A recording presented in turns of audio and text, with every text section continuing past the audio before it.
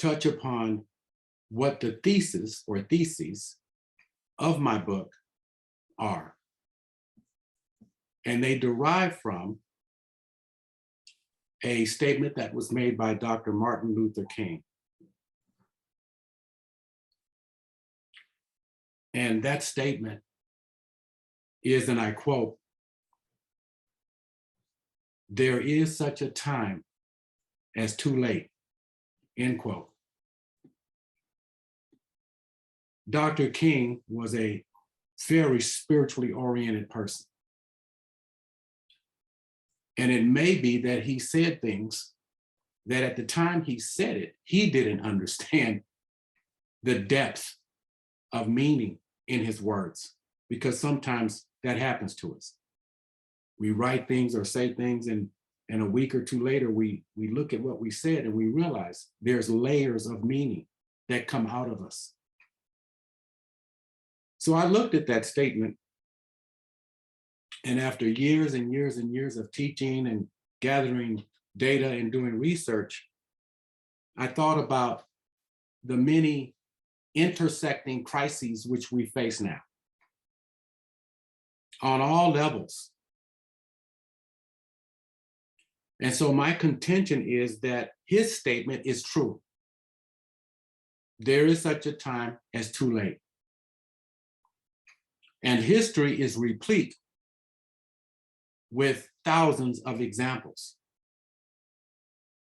of groups, of whole nations, cultures that came,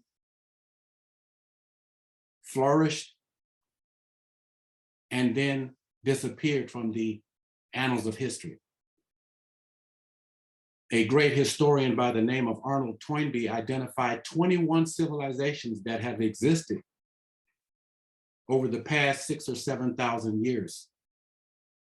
And today, he identified about 5 remaining civilizations, and 2 of them are substantially damaged. I couldn't deal on that level. So my theses involve what is happening to the community that I was born into,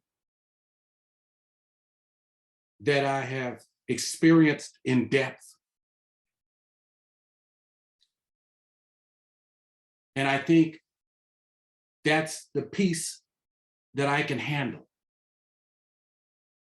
to get a grip on how serious the situation is for African Americans in this society, though it is serious for many other communities. African American descendants of slaves are gripped right now by an existential limit. So what I want to do, and obviously I can't cover this whole book, is that I want to summarize some of the chapters, some of the main chapters that bring forth the data and my thoughts to support the thesis that African Americans are in the grip of an existential threat.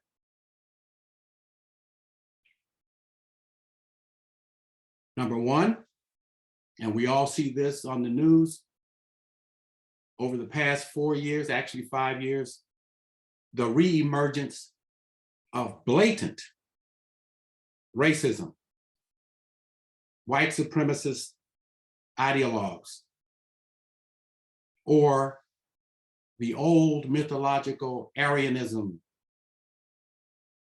that was born in Europe in the 17th century and then promulgated all over the European world and its colonies. We also see the gradual elimination of voting rights that were guaranteed to the freed slaves under the 15th Amendment, and then in 1965 again, under the Voting Rights Act. We see the erosion of those voting rights by the gerrymandering under state law that is aimed at manipulating African Americans at the voting polls. We also see the blatant attempt to ban books by Black scholars, K through 12, and to charge that critical race theory is to blame for damaging children, when in fact, children are damaged early in their lives when they are exposed to racist mythology, which offsets their emotional balance to such an extent that they never recover from that damage and go about damaging others throughout their lives. We also see over the last 20 years, the militarization of local police departments. And we see that despite all of the lessons that we learned from the era of lynching in the South and in the North and on the West Coast,